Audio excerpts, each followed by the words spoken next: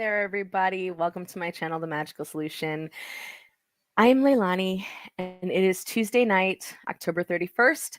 Happy Halloween, happy Samhain, happy all the different holidays and all the different traditions that are happening at this time. Dia de los Muertos, All Saints, Day of the Dead, you know. This is a very, very wonderful, beautiful, special time of year for many, many of us. But since your girl does not have kids, I have no reason to be taking anybody out trick or treating. So we're going to continue forward with our book club. I'm not the type of person that likes to profit off of Halloween, so you will not see me giving readings tonight. Instead, I just want to focus on the work that we are doing, especially around this time. I think Halloween, and all of the holidays around honoring the dead, praying for the dead, and the various types of dead, which, if you hung out with us with the first book, the Spirits book, you will learn about the various types of dead that we talk about.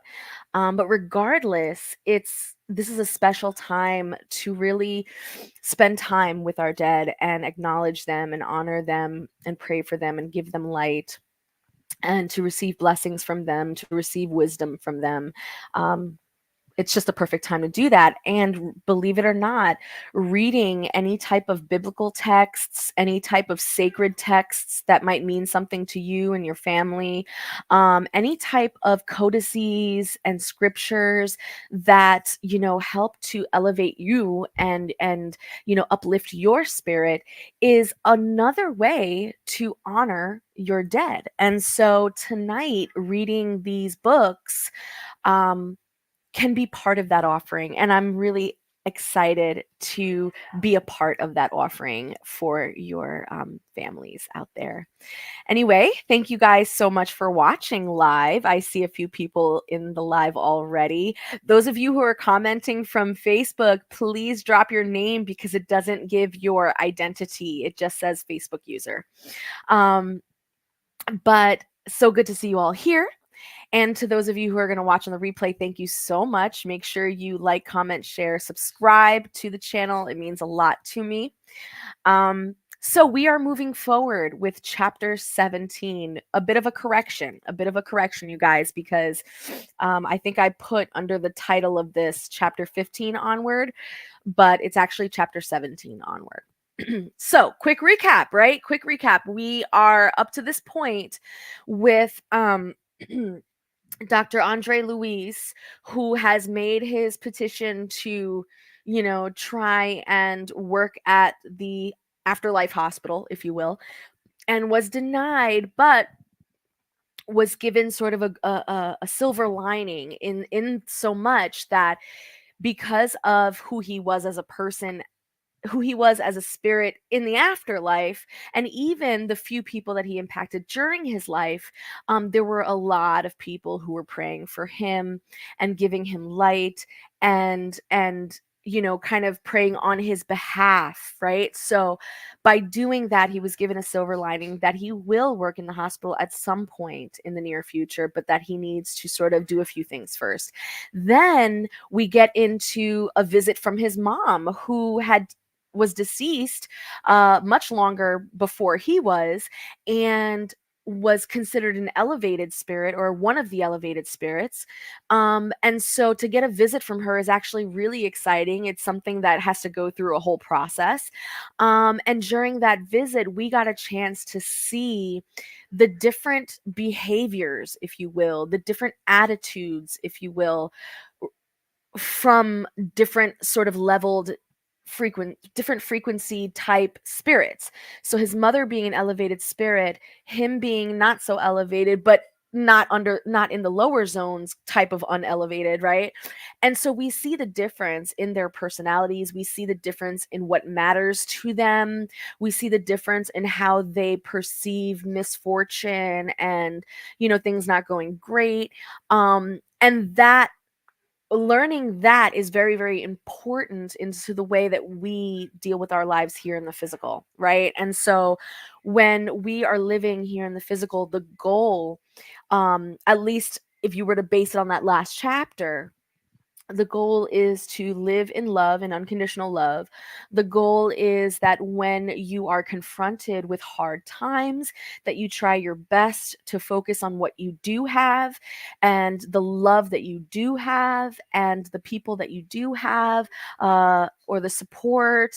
And if you have none of that still, you focus on being alive and that you should be grateful of life, and maybe looking at your surroundings and looking at nature and being grateful and honorable towards nature, because there's always a reason to be grateful. There's always a reason to stay in the frequency of love and gratitude, even when you're going through hard times.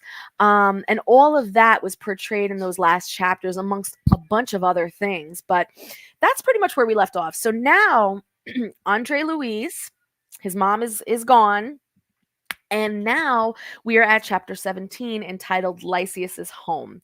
So, if we recall, Lysias is one of the afterlife guides that Andre has, along with Clarence and along with a few other people whom he got a chance to meet and, visit certain parts of the after realm with these guides. And Lysias has kind of been pretty consistent throughout this whole book, answering a lot of his questions, giving him tours, giving him advice, just like a really cool dude. So now we get a chance to, if you will, get a little bit more of a insight on Lysias himself, and that's what this chapter is going to be about. So let me share the screen. Okay. Do you guys see the chapter? Give me a thumbs up or say yes. Right? Attitude creates magnitude. I freaking love that. I love that. Good evening, Lavetta. Good evening, Merrick. Yes, yes.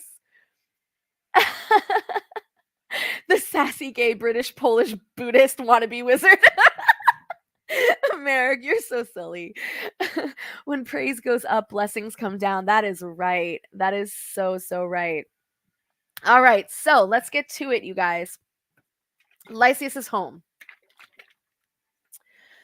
So, a few days after my mother's unexpected visit, I was summoned to Clarence's office. Surprised, I followed Lysias, who had come to fetch me. I was kindly received by the generous minister and awaited his orders with pleasant expectation. My friend, he said amiably, you are henceforth allowed to pay visits of the observation to all sections of our activities, except for the ministries of higher spirituality. Henry de Luna has informed me that your treatment was completed last week, so it is only right that you should now employ your time observing and learning. I turned to Lysias, eager to share my happiness, and was met with an exultant glance. I was simply overjoyed. It was the beginning of a new life. I would be able to join different schools and to do meaningful work. Clarence, judging my happiness, added, as your stay in the hospital park is no longer necessary, I will study the question of your transfer to new lodgings. I will consult some of our institutions. If possible, Lysias interrupted eagerly, I should very much like him to share our home during his period of observation. My mother would welcome him as another son. I looked gratefully at my generous companion. Clarence, in his turn, also gave him a look of approval, saying, very well, Lysias. Jesus rejoices with us whenever we open our hearts to a new friend. Unable to express my gratitude in words, I embraced my companion. Great joy can sometimes render us speechless. Keep this document, Clarence continued, handing me a small folder. It will serve as a permit to admittance to the ministries of regeneration, assistance, communication, and elucidation for the period of 1 year. After that, we shall see what else can be done. Don't waste your time, my friend. Learn all you can. Remember that the intervals between earthly sojourns must be worthily filled. Please listen to that last sentence. The intervals between earthly sojourns must be worthily filled. He's talking about the afterlife. Between each reincarnation, you got to do work. You got to do the work never ends, bitches. That's That's it. So I left the minister's office elated, arm in arm with Lysias, and after a few minutes' walk, we arrived at a graceful cottage surrounded by colorful gardens. Here we are, he announced. He rang a small bell, adding, "This is our home within the astral city." A soft ringing was heard inside the house, and a pleasant lady opened the door. "Mother," Lysias called out, introducing me, "here is the brother I promised you." "Welcome, my friend," she exclaimed hospitably. Please consider this house your home." Embracing me as if I were a true son, she added, "I understand that your mother doesn't live here. Therefore, you will have in me a sister involved in maternal duties." I did not know how to thank her for her generous welcome.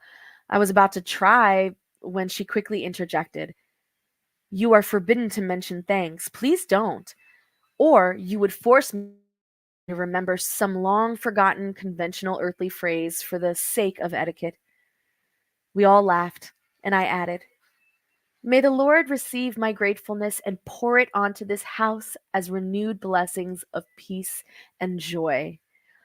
Ooh, you guys, right here, right here, copy and paste that.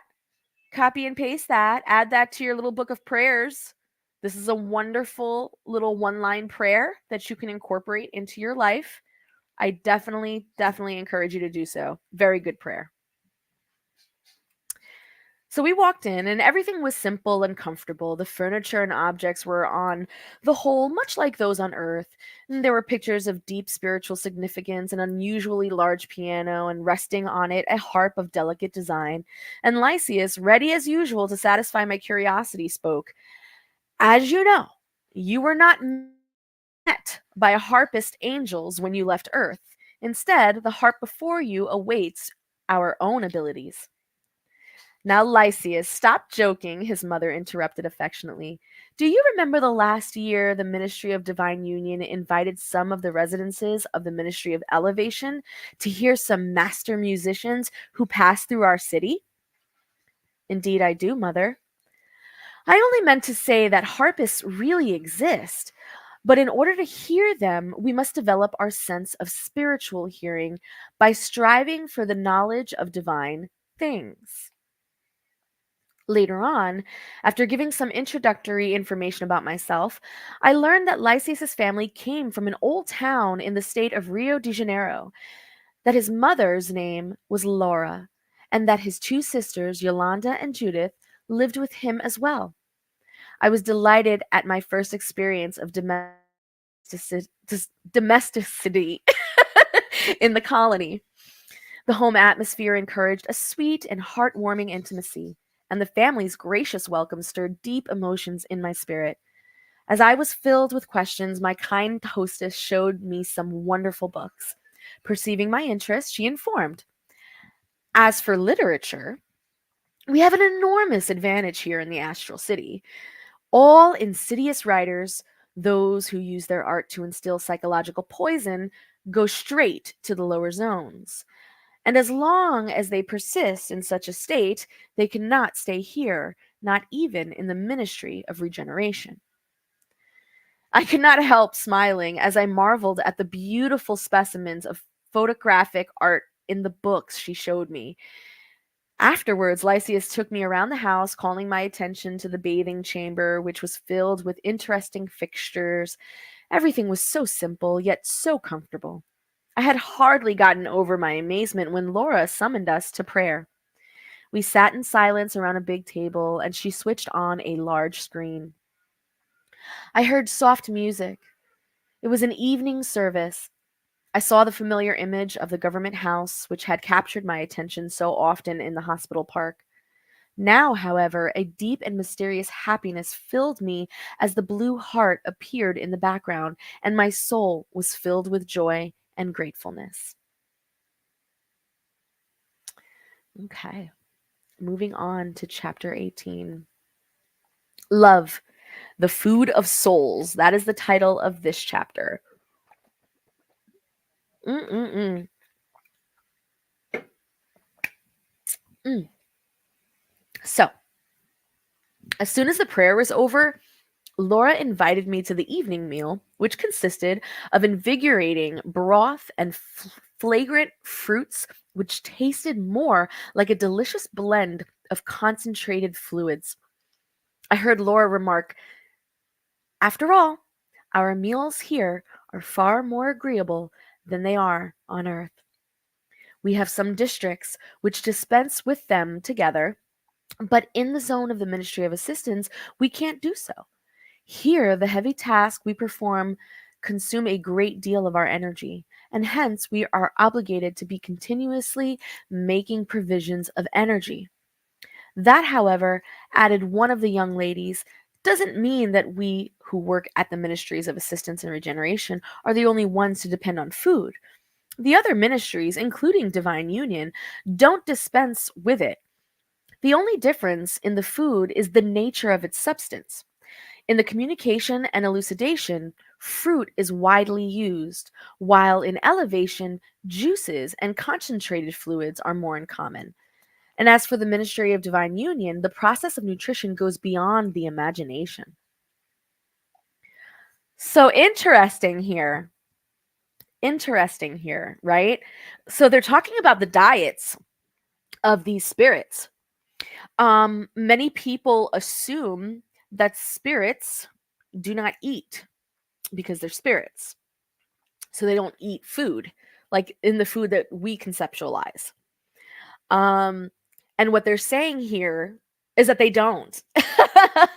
They don't eat food. It's true. It's 100% true. They don't eat food as we know it. They consume spiritual fluids, but those spiritual fluids come in the form of things like fruits, things like juices, things that will, number one, take on the character of food that we understand here on earth, but also take on the consistency of those foods here on earth. If you go to any spiritual sort of center or monastery or church or anything like that, you will oftentimes see very similar types of dietary palettes for the priests or the monks or whoever. And that diet usually consists of some type of fruit or all the different fruits and some type of grain, whether in the form of rice or in the form of bread, but it's usually fruit juices, water, and a grain of some kind. And as you can see, that mimics what we are seeing here in the afterlife, right? And what they're saying overall is that their jobs require them to utilize a lot of their spiritual fluids in the same way that we, espiritistas, we spiritists, also use our spiritual fluids when we are healing people, when we are giving readings to people, when we are, doing misas with people, et cetera, et cetera. We are exchanging fluids and we're losing fluids. And so in order to fortify our spirits, in order to re-nourish our spirits, we must consume spiritual fluid. Okay. And in the afterlife, that spiritual fluid it is what it is. In our world, the closest thing that we have to those spiritual fluids are the spiritual fluids, of course, of our elevated spirit guides and ancestors, so that's another reason why we have our altars and why we pray, is so that they can bestow upon us spiritual fluids that will help us to develop our faculties, make us stronger, etc., etc. But then there's also fruits, vegetables, and grains. These are directly from the earth. It's a vegetarian diet or a vegan diet, if you will. And it is the closest thing that we can get to what spiritual fluids are like, in both form and nutritional value. All right.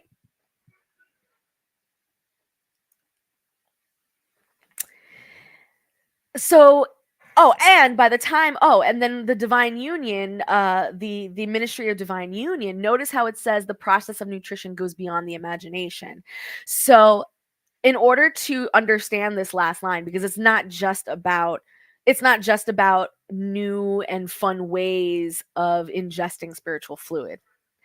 It's about actually being fortified by the imagination, in the sense that you will get to a point where a spirit is so pure and so ever producing of love and spiritual energy and fluid that they themselves do not have to consume anything, that their own love that encapsulates them, their own imagination to be of service and to love others will fortify their spirits. Okay, so they don't need to ingest anything. And the items, yes, and the essences of these items never dissipate. Facts. Facts. I have many dear friends who are elders and monks, and their diet is really, really simple. They'll have fruits and flowers, believe it or not, fruits and flowers, edible flowers for breakfast.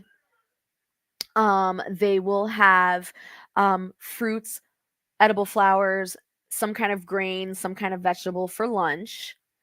And then right before, and then for dinner time, it'll be some type of grain and flour, like edible flowers, um, to help carry them over through the night. And these are people, that's pretty much what they live on. And these are people whose bodies, when I tell you, these motherfuckers, their bodies are solid. Solid. Okay? Strong, lean, pure muscle. Just skeleton, nervous system, muscle, skin. Boom. Like pure, like just solid perfection. Okay? Um and sharp. They're very smart, they're very sharp. Um so it's not like this diet is messing with them in any kind of way. Right? Now, again, not for everybody. Not for everybody. Because part of being on this diet also is that these spirits are elevated. So they can eat this way. When your spirit is of a lower vibration, you will consume lower vibrational types of foods because that is what is needed to keep you in that state. In order to elevate out of that state, you must first change the body. The body itself must be attuned with being able to just eat fruits and vegetables, et cetera, et cetera. And if your body's not attuned to doing that, that's the thing that you have to work on before you take on that type of diet. Because you have to elevate the body. You have to. You have to. Right? Um, no, they do not consume any blood products. No, no, no, no, no, no, no. As a matter of fact, this is where, okay, so this is another interesting thing that you brought up, Lavetta, because when we talk about pure cardicism, when we talk about pure spiritism from France, right? We're looking at perceptions of anyone who just isn't a cis het white person, um, as being just less than, okay? And one of those perceptions has a lot to do with how indigenous practices utilize blood within their practices, whether to consume it, to offer it to spirits, to do X, Y, and Z with it. Whatever the case, when you look at pure cardicism, when you look at pure spiritism from that perspective, it is very much a looking down on those practices. And I mean, let's call a spade a spade. It's a very racist perspective, right? But it's this idea that because a spirit requires death of any kind, right? So you like to murder an animal or to murder, to do something of any kind to offer that blood to a spirit, according to this type of philosophy, that would be considered a lower vibrational spirit. Because anything that's higher vibrational will not need blood, will not need animal byproducts, will not need any of that. The whole goal when you're dealing with life in general, and we're even talking about plant life too, it's not out of the question. They're talking about all life, but the difference is that one is sustainable and one is not sustainable, right? We cannot have a sustainable economic and food uh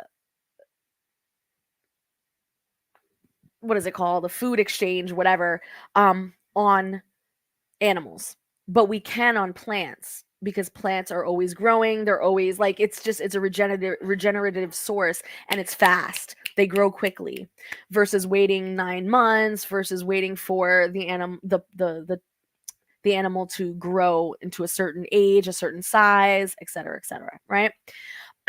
So, and that's just speaking here on earth, right? We're talking about this here on earth.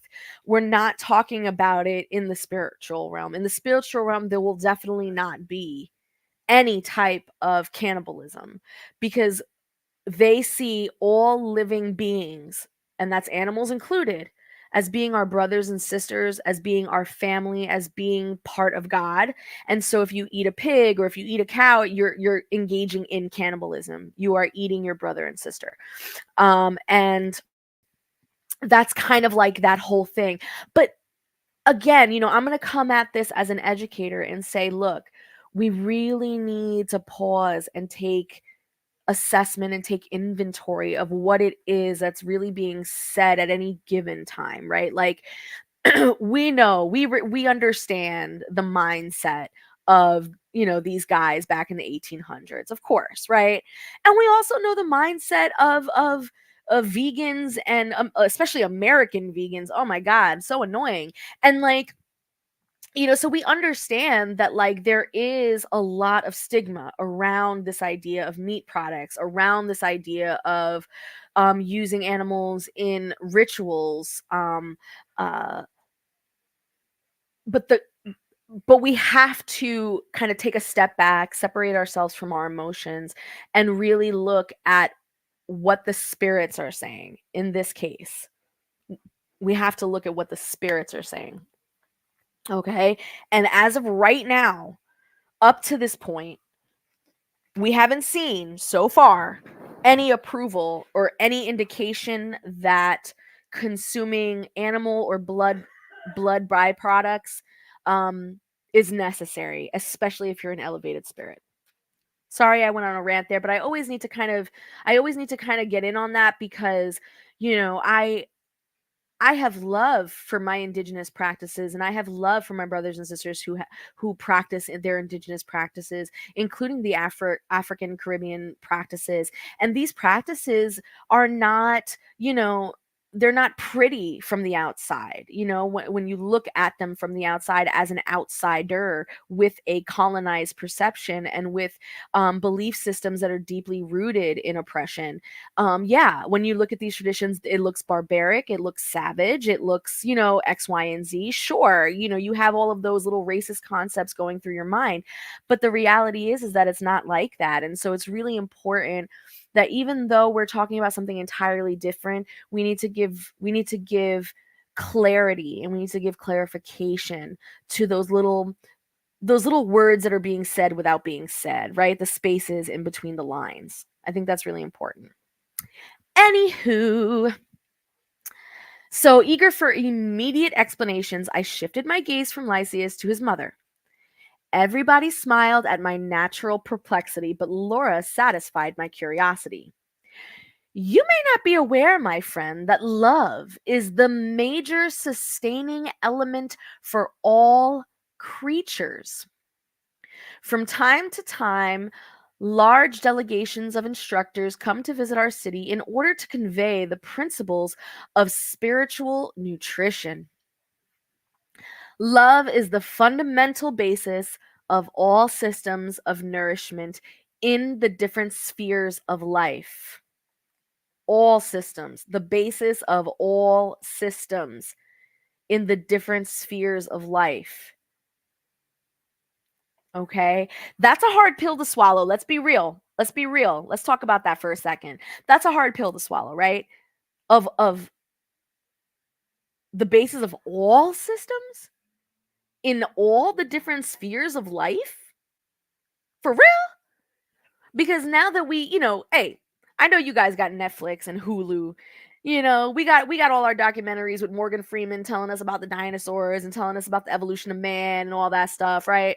So are you telling me that on a planet far, far, far away, where the sphere of life may be only but a single cell amoebae.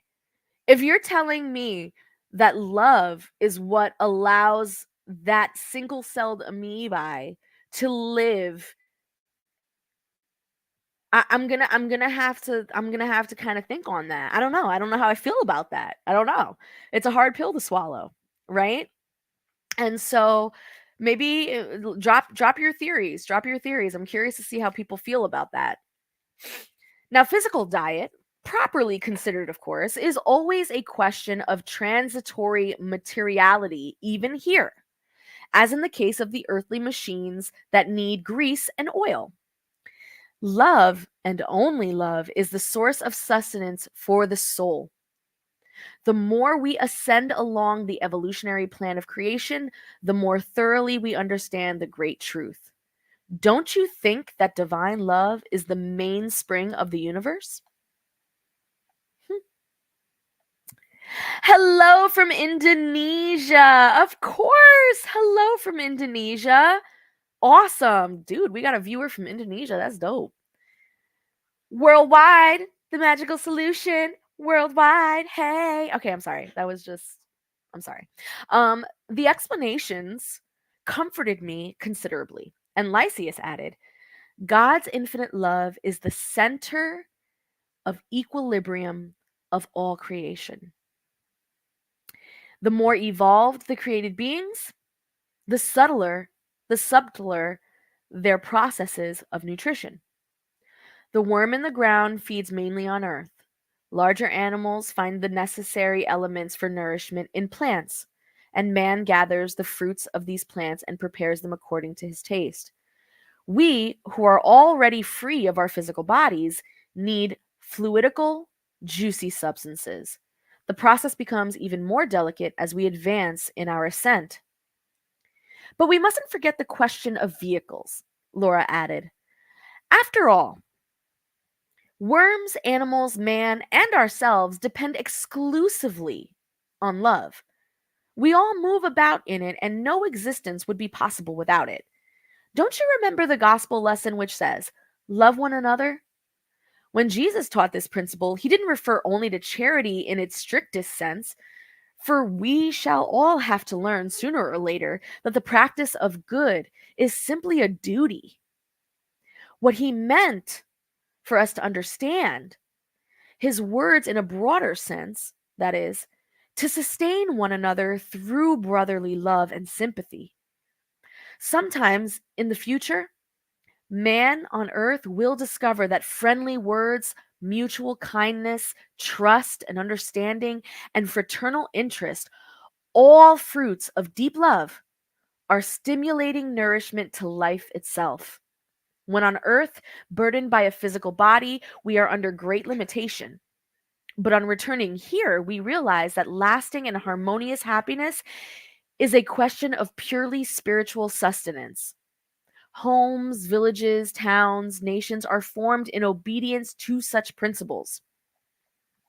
So this kind of goes back to what we were talking about in terms of in the very early chapters when we saw Andre Louise in the lower realms, right? In the lower zones.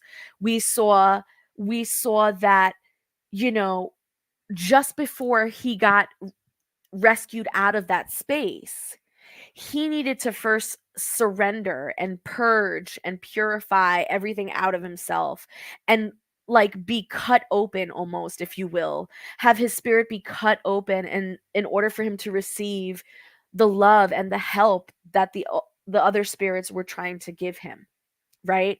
And it's the same thing here. The idea is that regardless of what your stance is, whether you are a plant, an animal, a human, whatever, you require love to live.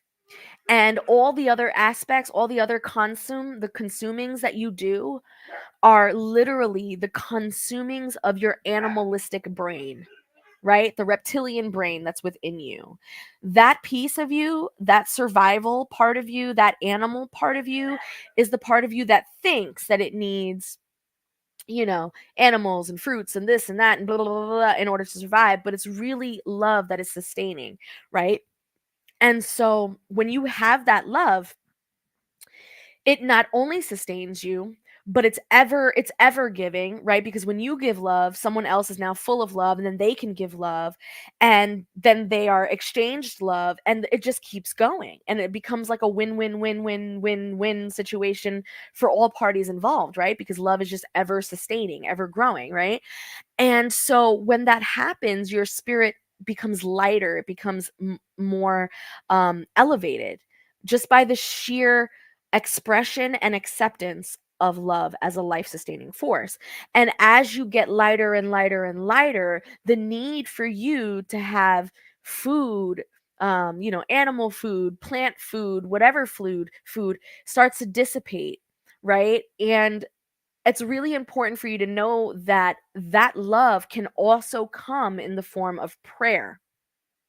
Okay, it can come in the form of prayer. Again, this is why Andre Luis was able to get out of the lower realms. Remember, he had 15 or 20 patients that were praying for him after his death and continued to pray for him.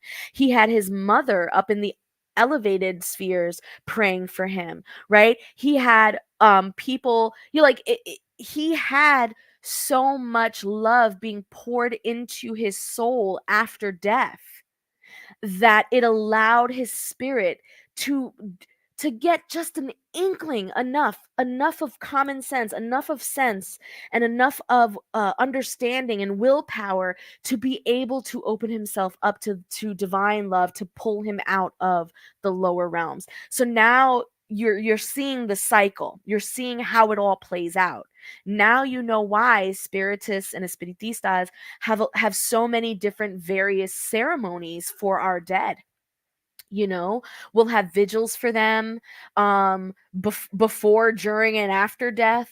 We'll have, what I mean, we'll have yearly celebrations such as Halloween, Day of the Dead, Samhain, all that, as a way for us to honor these spirits, to give these spirits light, to elevate these spirits so that they can be nourished and be happy and content wherever it is that they are. And in return, we get love, and in return, we get blessings, right? The goal originally was to have Earth live in such harmony, where love is the mutual exchange, and therefore towns, villages, nations, all of these various divides, if you will, the diversities, if you will still be rooted in love. You know what I'm saying? So, like, you can still be diverse. You can still be a people of various different cultures, but all of these cultures, all of these nations, all of this will still be rooted in love. And so we can live harmoniously and still be different from each other, right? But obviously that shit didn't roll out that way. So here we are. Instinctively, I remembered the sex theories so widespread in the physical world. But Laura, recognizing my thoughts, remarked, "You mustn't imagine that it is merely a sexual phenomenon. Sex is a sacred manifestation of universal divine love, but it is only one of the many expressions of its infinite potential. With the more spiritualized couples, tenderness and trust, mutual devotion and understanding count far more than physical union, which is reduced to merely a transitory activity between them. It is magnetic exchange that establishes the necessary rhythm for the manifestation of harmony." Okay? The mere presence of the loved one, and sometimes a simple understanding, is sufficient to nourish a feeling of joy. So, this is really important to pause at. And the reason why I say this is because whenever we talk about divine love, it always sounds so woo woo, right? Like it's always like, oh, we have to love each other in order to elevate, blah, blah, blah, same old, same old. But it's not just about love. Love comes in manifestation, love comes in different forms, right? And we've talked about that before in previous chapters. We've talked about that in terms of love coming in charity, love coming in the form of service, love coming in the form of, prayer, all of those things. But what we're noticing here is that the magnetic exchange, which can only happen between two manifestations of God. So two or more manifestations of God. So basically, relationships. Any type of relationship is an opportunity for a magnetic exchange. And that magnetic exchange, another way in which we can do that and express it through love, is that during conversation or during any type of exchange, the goal is to listen to understand, not to listen to talk. Because everyone who is engaging in a conversation, any relationship that engages in some form of communication, is doing so with the intention of being understood. When I speak to you, I pray to God that I'm being understood. Right? And when you're listening, you're praying to God to understand. And when both people do that, and when both parties do that, there is an expression of love. There is a magnetic exchange happening. There is a harmony happening.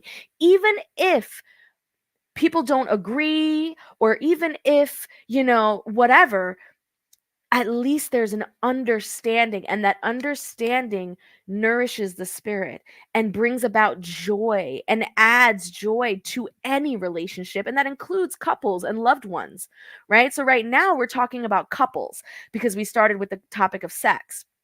But what she is saying here is that even when you become more elevated as a spirit, sex really isn't really something that you think about. It's great, don't get me wrong, you're going to have that as part of an expression, but it's about tenderness, trust, devotion, and understanding. All of that will bring joy to a relationship. Okay? So, availing herself of a lull in the conversation, Judith added, "We learn here in the Astral City that love is the hub of life on Earth. Yet most people never realize that important truth. Twin souls, kindred souls, sympathetic souls form numerous pairs and groups. And by gathering together and assisting one another, they succeed in advancing along the road to redemption. When, however, help is lacking, a weaker person usually fails before completing the journey." So you guys, there's so much knowledge is being dropped in this one chapter, because what we're experiencing in this chapter is Andre Luis living with um Lysias and his family, and they're all gathered around the dinner table right now. It's Andre, Lysias, Lysias's mom, and Lysias's sister Laura, all sitting around this table being just exchanging fucking truth bombs right now. And the next truth bomb is that we have spirit families. We have spirit families. Okay? Our spirit families are the people who come into our lives or who are already part of our lives, right? That tend to come with us in every lifetime in one form or another, right? So the families that we choose, the friends that we choose, even the enemies that we choose to engage with, these are all part of our spirit families that are there meant to challenge us, meant to help us grow, meant to support us, meant to give us love, meant to do all those things. And we are meant to do that in exchange so that everyone in that scenario is uplifted. And what Laura is saying here is that people don't know this truth. And because they don't know this truth, it's every man for themselves. It's people are individualistic. They're not thinking of their neighbor who could be a part of their soul family and most likely is, because they wouldn't be in your sphere of observation and perception if they weren't. So every person in this chat right now, Lavetta, Zelma, Aldi, all you guys, Merrick, you're part of my soul family because you've been there. We're having these exchanges. We're learning from each other. This is part. And we will most likely see each other again in the next one, but maybe in a different way, you know? So it's it's about understanding this truth that will motivate us to be good to one another, because we don't know who's part of our spirit family. We don't know who's really meant to grow with us. And so it's imperative to just give love everywhere to everyone, right?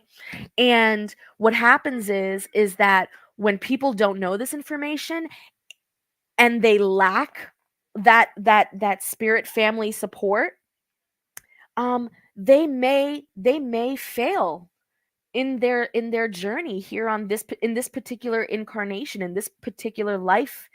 They may fall and fail, um and that becomes not just the responsibility of them, but it becomes the responsibility of their soul family.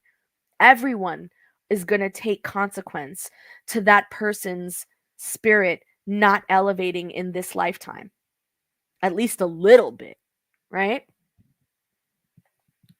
So, as you see, my friend, remarked Lysias, even here we are reminded of the gospel lesson that man shall not live by the bread alone. At that point, the conversation was interrupted by the ringing of a bell. Lysias got up and answered the door. Two courteous young men came into the room. He greeted them cordially, introducing them as Polydor and Astasius from the Ministry of Elucidation. Greetings and handshakes followed, and after a few minutes, Laura said with a smile, "You have all worked hard today. You mustn't therefore alter your program on our account. It is time for you to set out on your planned excursion to the music park." Noticing Lysias's perturbed look, she added, "Go along, son. Don't keep Lasinia waiting. Your brother Andre will stay with me until he can accompany you on these excursions." "Please don't let me keep you at home," I exclaimed. "I can't yet enjoy the pleasures of going to the music park. My granddaughter returned from Earth a few days ago and is still too weak to go out." They left, chatting joyfully, and Laura shut the door and then turned to me and said, "They are going in search of the food we were talking about just now. The ties of love are stronger and more beautiful here. Love, my friend, is the divine bread of the soul, the sustenance of the heart." So, interestingly, I don't know if you guys pick this up in this chapter, but interestingly, Lysias comments that we cannot live on bread alone. And then boom, an interruption happened where Lysias has to get taken away to go do something in the music park.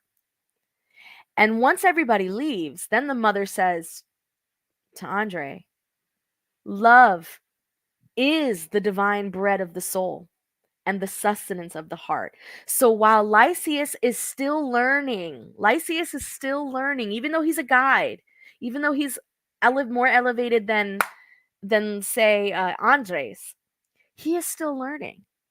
And his mother was able to make that correction without shaming her son, without making fun of her son, without putting down her son. All was done in divine timing. The doorbell rang, people came, things happened according to divine plan, just so that Lysias's mother could have that moment to correct the truth, which is that love is the bread of the soul and sustenance of the heart, and you can live on love on bread alone. Right? Anywho, that is the end of this particular chapter. Next time we meet, we'll be on chapter 19, The Newcomer. So now we're going to open the floor to questions and comments. Okay. What is this? Okay, so we're going to stop sharing. We're going to bring me back into the frame. There we go. So let's see what we got here. Oh my goodness, so many comments. I love it.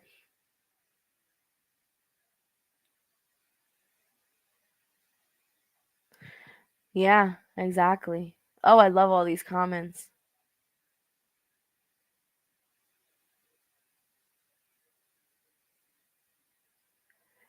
Mhm. Oh, I love this. Mhm. So I love this comment. It's a juicy one. So what's interesting here is that when we start looking at some of the more mystical perceptions of divine love, it comes in a lot of different forms, right? So we know about agape, we know about brotherly love, we know about divine love, we know about romantic love, we know about spiritual love, we know about all these various types of love, earthly love, right?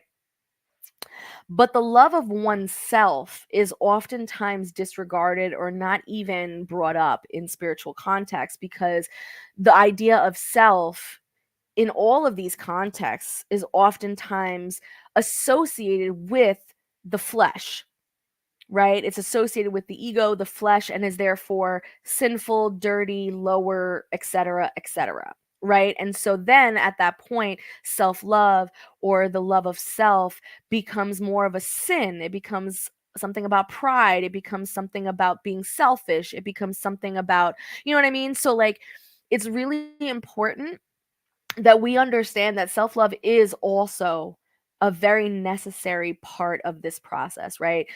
We are not asking anyone to be a sacrificial lamb in regards to charity or loving your neighbor or anything like that. Like, that is one of the main things that I teach my students. One of the main things I teach my students, baby, you are not here to fix anybody. You're not here to fix anybody, and you don't have to. Okay. And you sure as hell don't have to if they themselves don't want to be helped or fixed or anything, or want to exchange or reciprocate that energy. Okay. Your only goal is to elevate yourself, but you know that elevating yourself comes in these fashions, in these forms of love, which would be charity, brotherly love, that love, all the various types, but it also comes in self-love. Putting boundaries up, right? Saying no, knowing when someone is not receiving your healing, but instead is being a a void that is just sucking all of your energy, a black hole that is just sucking all of your energy, as opposed to doing something helpful with it, right? So all of these things are so profound, and I love that you brought all of them up. You spoke about all the different authors and where all of these different types of love come from. I just I absolutely love it. Um, Affection of the Dead, beautiful, beautiful comment. Beautiful. How are we feeling, guys? How are we feeling?